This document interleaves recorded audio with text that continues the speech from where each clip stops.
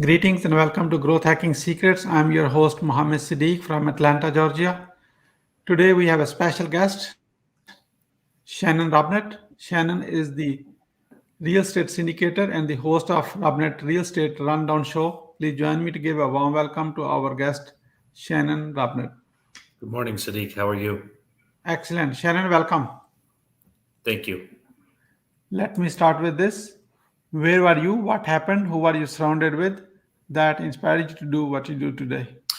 I was one of the lucky ones, Siddique. I grew up in a real estate family. My dad is a builder developer.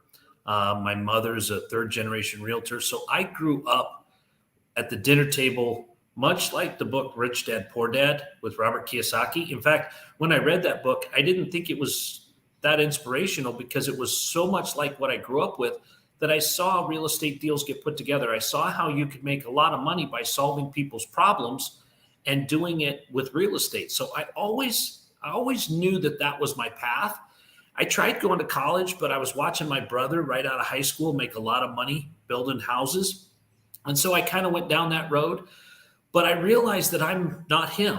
And so I had to find my own way. And in that, I ventured into commercial real estate that I built police stations and hospitals and city halls and medical buildings and schools. And I did all that stuff. And I knew that I had to get a team around me because I had a lot of things that I wasn't really good at.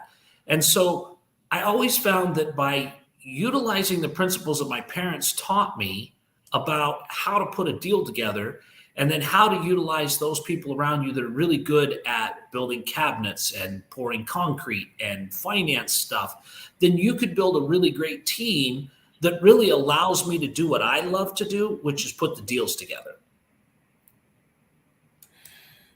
What are the top three reasons why do people fail? I think the first reason that people fail is because they're afraid of failing. I think that we as a society have programmed people that failure is bad. In fact, I'm thinking about, I'm trying to coin the phrase that actually, Sadiq, I do have $1 for every failure that I have because it's the failures that taught me how to be successful by not doing that again, but not to be afraid of it. So that's the number one reason. The second reason that I believe people fail is because they believe that they can do more in a week than they can do, and they believe they can do less in a year that they can do, and they don't apply themselves for long enough to actually see results. People go to the gym for a month and they want to look like Arnold Schwarzenegger, but that took Arnold 10 years to look like that. And so I think that that's the second reason. People expect more from themselves in a very short period of time and don't give it time to grow. The third reason that I think people fail is because they listen to the people around them that have already failed, quit, and given up. The people that never become anything are telling you why you should just keep your job and not try to do this. You shouldn't reach out and go to the next level. You shouldn't believe in yourself because you're just like me. And they listen to those other people who have never become anything in their own life, and they believe it. So I think those are the three things, the top three reasons why people fail. What is your greatest failure story? What did you learn and how did you recover from it? Well, believe it or not, Sadiq, in 2008, the economy was really bad, and that destroyed my business. And I found myself in 2013 in physical pain. I had broken ribs, I had a blown knee, and I had back pain that I had to eventually have surgery for. I had to have 2 surgeries. I was confined to a chair, and I was taking a lot of pain medications. I was in really, really bad shape. And I was able to continue with physical therapy to get well enough to be able to have the surgeries, to be able to get back on my feet. And out of that, I built a trucking company. And I learned that you can never give up. It doesn't matter how hopeless you are. It doesn't matter how bad things are. You can always pick yourself up and you can always step up to the next level, even if that's just getting out of being confined to a chair 23 hours a day, so that you can actually be healthy again. You can actually work through those things. You can always learn, and you can always grow, and you can always make those things happen. But you have to take those active steps. Once I was able to do that, I built the second largest trucking company, oversized trucking company in the Pacific Northwest that I sold, and I went back into development full time.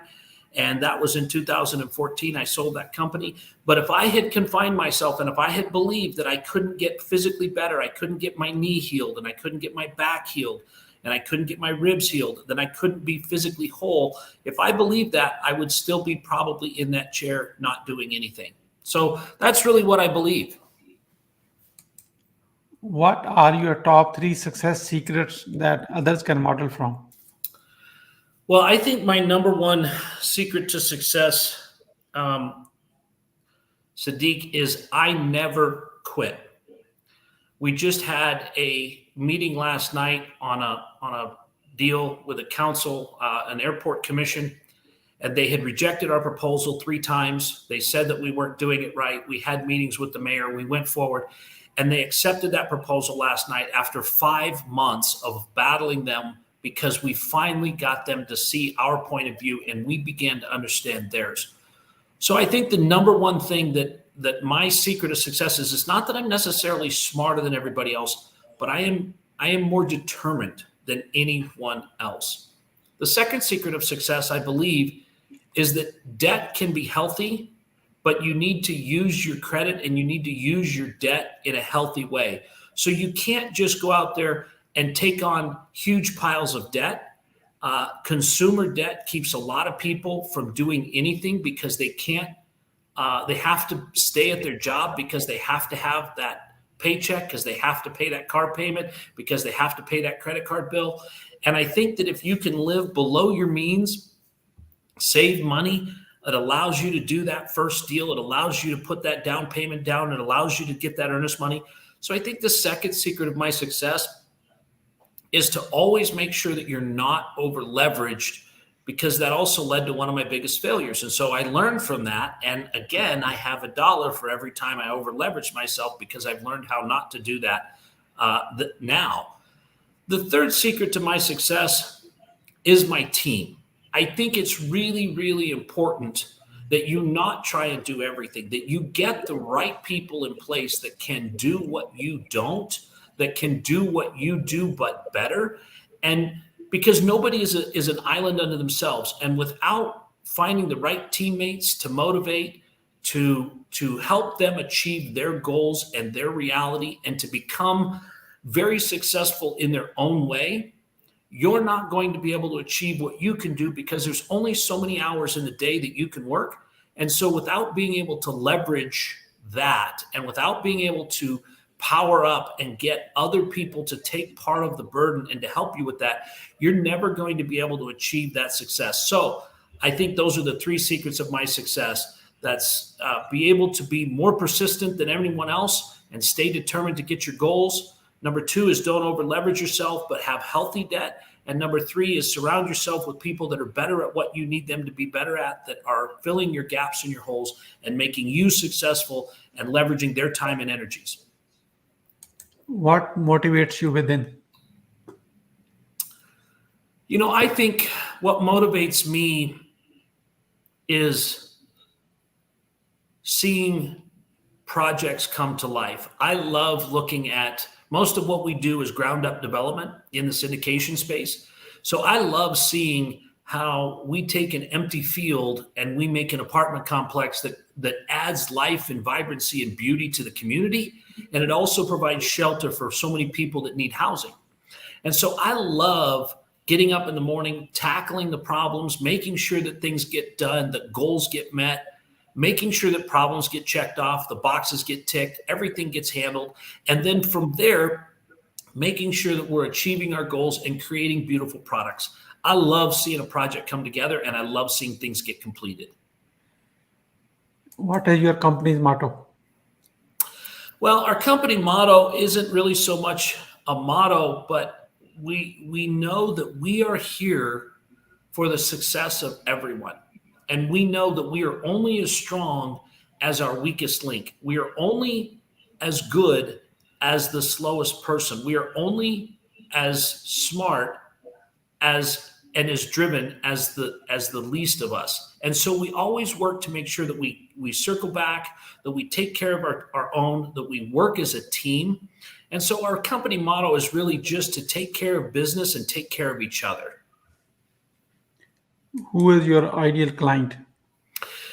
When we're looking from the syndication space, our ideal client is someone who is honest about their investment goals, somebody that knows what they want. Because really, honestly, Siddique, there are two types of investors. There's those that want appreciation and there's those that want cash flow.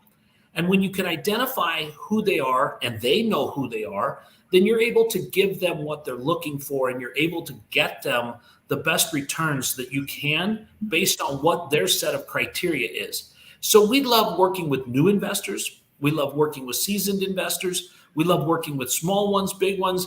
But what our ideal client is somebody that knows what they want or knows what they don't want. Even if you know what you don't want, you can help us understand how to get you what you want. And that way we can have the conversation that makes everybody better, that allows us all to get the need met. And then everybody feels very accomplished because at the end of the day, we got it done and we got it done the right way for that client. So the ideal client is somebody that knows what they want for investment goals. How do you find your ideal client? I think word of mouth is a great way. We have a lot of that. We do webinars. We do tax seminars. We know that tax advantaged investing is really, really important, especially in the current political climate that we're in, where taxes are going up, inflation is going up, more of your dollar is getting eaten by those unseen partners. And so we like to find our partners through education. We like to make sure that we can prove our worth and our value up front just by letting people know what we can do and letting people know who we're connected with and how all of that's coming together. So at the end of the day, I think we just find them by being available and being in an educational space where we can teach, where we can be of value so that people can realize that we do, in fact, know what we're doing and we are good at what we're doing and we can produce the results that people are looking for. And then the word of mouth comes with that. The other clients talk about us. The other people that invested with us last time, they're able to discuss that. And we find that we get a lot of people that are coming from friends and family and referrals. How do you engage your ideal client?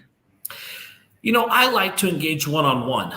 I know that a lot of people, they have big organizations, they have big networks, they have a lot of investors, and that doesn't allow them a lot of personal time. But I know that for us, it's very important that we provide an environment that is educational, that is engaging. We have several people on my staff that their whole job, their whole goal is to make the educational process, make the client experience a very welcoming one that is that's very close to their heart, so that people know and understand how important they are to us. Because ultimately, Siddique, at the end of the day, we can't be successful without our investors. We really can't, because without that, we're going to do a lot fewer projects. We're going to do a lot less magnitude. So it really is very, very important and very beneficial for everyone that we understand who our client is, who our investor is, and how we can best interface with them so that they understand exactly how important they are to us. And that's how we try to engage them with a level of importance and understanding about the mutual benefit of our relationship to each other. What are your well-defined products or services? Sure. So like I said before, Siddique, we are in the ground up development space. We build a lot of multifamily. We build a lot of industrial. We do some opportunity zone stuff. And so our well-defined products are, we're building brand new apartment complexes, and we're looking for investors that want to be involved in brand new developments. We like to educate people that brand new ground up developments aren't riskier, like most people think, than a value add, because you're not buying someone else's cash flow. You're buying brand new. You're buying warranties. You're buying goods and services that are modern and accurate and up to date. So we like to bring that to the table. So when we're going out to people, we're bringing them brand new product. We're doing ground up development. And that's the service that we bring that most people don't have. And with 27 years of experience in that, we're not new. We've got a lot of experience. We've done over $300 million worth of construction projects on our own. So we've really got a repertoire that brings that together. We've got a platform and people that bring all of those things together that take a lot of the unknown and a lot of the risk out of that to be able to create incredible results for our clients. Why someone should buy from you? I don't know. The reality is I strive very hard, Siddique, to be honest, to be upfront, to meet my goals and commitments that I give to my clients. And I think that if someone is going to invest with me, I want to know them. I want to know their goals. I want to make sure that we are on the same page. I don't want somebody that's looking for a different investment strategy than what I offer, but just feels like they should invest with me for the returns. I think that people should invest with me because they identify with our mission. They identify with our product. They identify with our tactics. They identify with our market. Because at the end of the day, making money is one thing, but if you're not happy doing it, it's not much better than a job. It's not much better than a chore.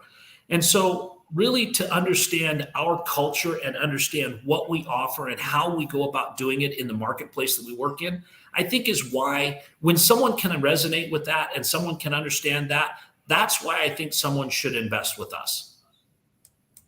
How do you crush your competition? Well, in our marketplace, there's not a lot of syndicators doing ground up development. And so we're really kind of unusual because we love to involve the small to medium investor in the ground up development. And in doing that, we bring a lot of education so that people understand what the risks are, but how those risks can be mitigated with professionals and with the right team.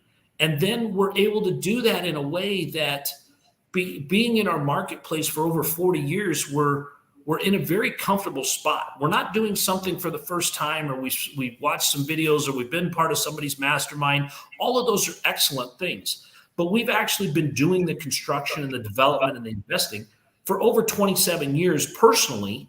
And in our marketplace, I've lived for over 42 years. So there's a lot there that I just have that it's not that we crush the competition. They just don't have that insight or that ability to be as well defined on their marketplace. And then the fact that we live in Boise, Idaho, one of the hottest markets in the nation, just seems to solidify that for just about everybody that we talk to. How do you deliver a 5-star client experience? We meet our goals. We meet our expectations. We communicate early and often. We make sure that at the end of the day, our client is happy or we have not achieved any level of success. So the reality is we really want to make sure that we've defined what the investor is looking for. And instead of trying to just sell the investor, we're raising money on this product, so you should involve yourself in this product. We really make sure that conversation is good and that the goals align and that the end result is in alignment with what everyone wants, so that at the end of the day, we're really truly able to meet their expectations. Because a lot of times, Siddique, people don't have the same expectations as the PPM or as the offering memorandum. And when they read it, they interpret it differently, or they see that, well, maybe this is the only way to do it. We really make sure that you truly understand what our investments are, that you truly get what we're doing, and that if it's not for you, we don't want you involved with this. We want to recommend people that we know you'll fit with, so that you can find your tribe and you can find your vibe, and you can know that whatever they're doing is in line with what you're wanting. And then it's easy to meet expectations if you know that their expectations are in line with what you're actually delivering. And so that's kind of how we do it, very simply. How do you convert your clients into your brand ambassadors? Well, I think we treat them like people. I think that I've got several of them that are shouting our praises from the mountaintops because we treat them like people. We remember their birthdays. We know We are engaged with them. We talk with them one-on-one. We don't just send out email blasts. We're conversational. We're very aware of the fact that people invest with people that they know, like, and trust. And we continue to make ourselves available to create the relationship that allows people to understand who we are and understand our brand, and so that they can find themselves in alignment and part of a tribe. So that's how we create the brand ambassadors. How do you handle rejections? I'm persistent. Just because you said no once may mean that you said no to a particular situation, that you, just like I was talking about with the airport commission. They said no. They did not understand. We did not understand. We worked hard to get to that, to find that middle ground where we were able to meet everyone's expectations and get the job off on the right foot. So we were able to come together and solve that problem by continuing to identify, you're here, but you need to be here. You're here, but you need to be here, and close that gap so that we can then go from you said no to that. But what you were really looking for was this over here. And now we have created this so that you can feel comfortable in that conversation and that investment. So that's really how we deal with the initial rejection. And we don't pressure. There's no hard sale. There's no hard close. And so if we truly can't get there and we truly can't come together on it, it's very easy for us to understand that we're not a fit and we can walk away. But if it's something that we can work on, that we can identify, that we can deliver on, we're all about doing that. And we work hard to do that for our clients. How do you handle an angry client?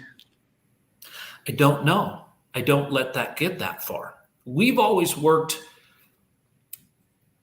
on the understanding that the relationship that you create is worth more than money.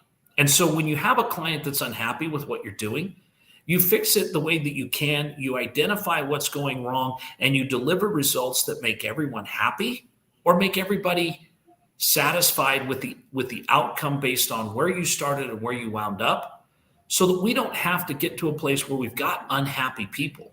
We've got people that are saying bad things about us, because even if it initially costs me money to make a client happy, I know that having a client that is unsatisfied with what we did, but not being a brand disambassador, I'm better off. I will be ahead at the end of the day by losing money on a client to make them satisfied.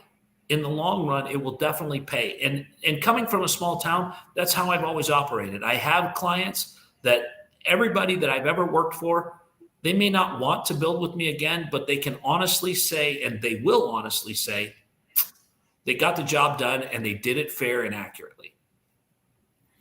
Wonderful. We are about to move into lightning round. That means quick question, a quick answer. Are you ready? I am ready. What are you grateful for today? I'm grateful for life. I'm grateful for family. I'm grateful for friends, and I'm grateful for the opportunity to serve my community. How do you start your day? Coffee. I usually get up early. I like to have a couple hours to myself, so I'm usually up at 4:30 or 5 o'clock. I have a cup of coffee. I surround myself with the positive things that I need to get done for the day, and then I move forward. How young are you? I'm not as young as I want to be, but I'm 48 years old, and I believe for my age and for what I have as far as life, I think I've experienced about 75 years worth of life. And so I feel like I've cheated death, if you will, because I've gotten more packed into 48 years than I was supposed to. Wonderful. Shannon, you are not 48. You are 18 years old with 30 years experience. Yes, you're very correct, Siddique. Thank you for that. What do you want to do when you grow up? Oh, I hope I never grow up. I don't know that I would change anything from what I'm doing. I love serving my investment community. I love serving my business partners. I created a lifestyle, Siddique, that doesn't make me feel like I'm at work every day. I'm currently working from home today because I have some things I want to take care of here. I've created a lifestyle that allows me to love life every day and mix in enough pleasure or things that I like to do with things that I have to do, that I don't feel like I've got to change that at all. What is your plan to achieve your goal? Work hard. The thing about it is, if you're not working hard, I think that's part of the goal, is to get better at what you're doing so that you can achieve those goals and show others how to achieve theirs. And in achieving your goals, you're helping them get to the finish line too, because a lot of people don't understand how to get there. And being part of your team allows them to get to the finish line and get their goals achieved. How will you feel in case you don't achieve your goal? I always do what's called a post-mortem. It's where when we finish any project, it doesn't matter how good it went, we look at it and we dissect it and figure out how to make it better. So I look at failure as something that's part of our daily life, and we should embrace it. So when we don't achieve our goals, I don't know that we ever will build a perfect building. So we're constantly looking at how to do it better. So we're always looking at how to achieve our goals sooner, faster, and cheaper, with better results every single time. How do you overcome a challenge life throws at you? I think having the people around me that I do, the team, whether that's a family team, whether that's my business team, I'm able to really look at that and get that taken care of so that I can cover those challenges and still be on top of it and still be looking ahead for what's coming next. Because the last thing you want to do is be overwhelmed by the current challenge and then get sunk by the second challenge that comes along. What is the advice you will give to younger yourself? I think I would tell my younger self to relax a little bit, not take life so seriously. I mean, the reality is, Siddique, we're all going to end our time on this planet. You may as well enjoy it while you're here, and be aware of the people around you, because the people are the things that you can't ever replace. The money, the housing, the cars, those can all be replaced. The people can't. Once you have a revenue generating idea, how do you convince your significant other? Well, my wife and I have figured out that coming up with an idea for me is not hard. Coming up with a plan to execute the idea is where I really need her help. And so we've gotten to the place where talking about it helps us to put the plan together that then allows us to launch into it full force. Who is your living mentor and what's the impact? I have several living mentors that I have daily, but my biggest one is my dad. He's the one that's helped me to understand that life is full of challenges, and it's how you face them that makes you successful. It doesn't really mean dollars in a bank account. It's how you face the trials and the tribulations and how you come through life. And a lot of times my dad has showed me by what he's not done, or the opposite of what he did do, and how I know that I need to go to be successful. And I love him for that. Why being impactful is important to you? Well, because why is it just important for you to be successful? I think it's really important that you be able to duplicate your success, to show that you understand how your success was created and truly understand why you're here. Because I think for everybody, there's a reason you're here, and creating that impact is why you're here. So if you're not taking the time to be impactful, I think you're really wasting your time here on this planet. What do you want to be remembered for? I want to be remembered for my ability to understand the value of humans, to understand the value of people and their impact in your life. How can we support you? The reality is I'd love to be of support to you and your community. And I think that by being integral parts, I always use the analogy of a watch. A watch has a lot of different parts, and sometimes you don't even know the impact that you're having when you're doing your life and you're going around in your circle.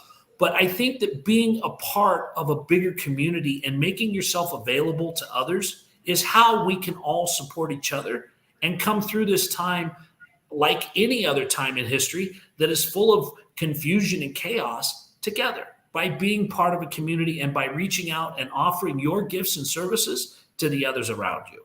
So that's how I'd like to be a part of your community and have you be a part of mine. We are about to wrap up. I'd like to have your few words about your today's guest experience on the show. Here's my question. What would you say about your today's guest experience on the show? It's been so insightful. I love being a part of other people's ecosystems like this because I want to be able to be impactful. And you've created a beautiful platform that I can be on, that you've put all this hard work and all this effort into. And you've allowed me to come as your guest, to be on your show, to talk to your listeners. And I really want to say thank you for doing that for both me and your listeners because I know it takes a lot of work.